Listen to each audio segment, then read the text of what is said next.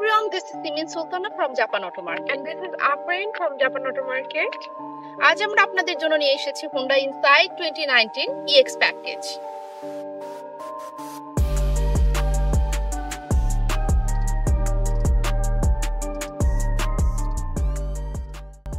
আপু Honda Insight সম্পর্কে আমাদের অডিয়েন্সদেরকে কিছু বলেন। Sure আপু।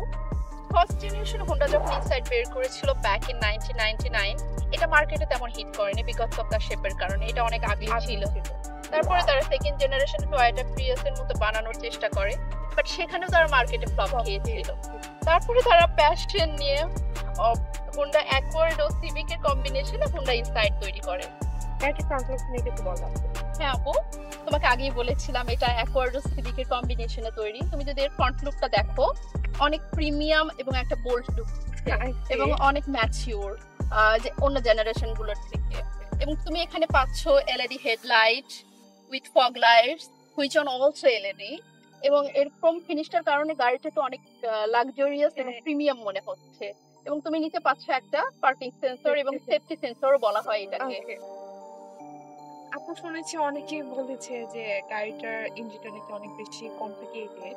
এটা কি আসলে কমপ্লিকেটেড? হ্যাঁ আপু, আমিও শুনেছিলাম অনেকেই ইনসাইডের ইঞ্জিনটাকে কমপ্লিকেটেড বলে। আসলে কথাটা এরকম না, আসলে এটা কমপ্লিকেটেড ভাবে তৈরি করেছে গাড়িটাকে আরো রিলায়েবল করার জন্য।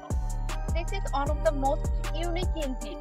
It has 4 cylinder Atkinson cycle যেটা পাওয়ার প্রডিউস করে 107 হর্স পাওয়ার এবং 99 পাউন্ড ফিট টর্ক।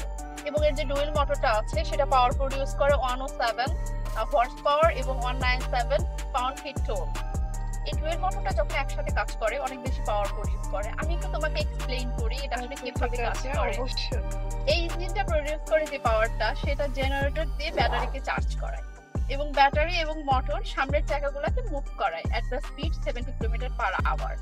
এবং যখন 70 কিলোমিটারের উপরে ওঠে তখন ইঞ্জিন সহ ব্যাটারি ইঞ্জিন সহ ব্যাটারি সামনের চাকাগুলোকে মুভ করে।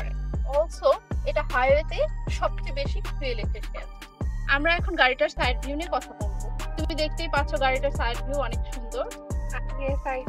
আমার কাছে গাড়িটার হুইল বেসটা বেশ লং মনে হচ্ছে। হ্যাঁ আপু, এর লেন্থ 183 ইঞ্চেস এবং এর গ্রাউন্ড ক্লিয়ারেন্স 6 ইঞ্চেস।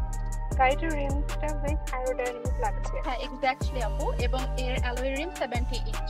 এবং এখানে তুমি পাচ্ছ প্যাসেঞ্জার গ্লাসে টোটালি টিন্টেড। হ্যাঁ, এবং এর যে কোয়ার্টার গ্লাসটা আছে এটাও টিন্টেড, সেমি টিন্টেড। গাড়িটার ব্যাক প্রোফাইলটাও বেশ স্পোর্টি লাগছে। হ্যাঁ আপু, তুমি এখানে পাচ্ছ ফাংশনাল স্পয়লার এবং এলইডি টেইল লাইট।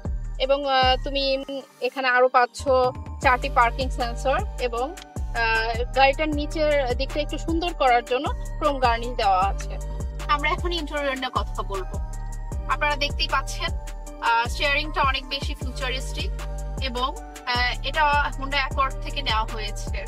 এবং এখানে অনেকগুলা মাল্টিমিডিয়া বাটন পাচ্ছেন এবং গাড়িটার রাইট সাইডে পাচ্ছেন পুশ স্টার্ট বাটন। এটা নর্মাল গাড়ির মতো না, এখানে বাটন গিয়ার সিস্টেম এসেছে এবং এটাতে আপনারা 3টা মোডে গাড়ি চালাতে পারবেন। একটা হচ্ছে স্পোর্ট মোড, ইকো মোড এবং ইভি মোড। আপনারা এখানে পাচ্ছেন 2টা ক্লাইমেট কন্ট্রোল বাটন এবং যাদারসে বড় একটা ডিসপ্লে এসেছে।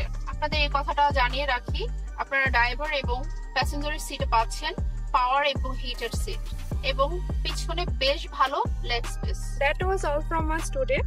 See you in the next video.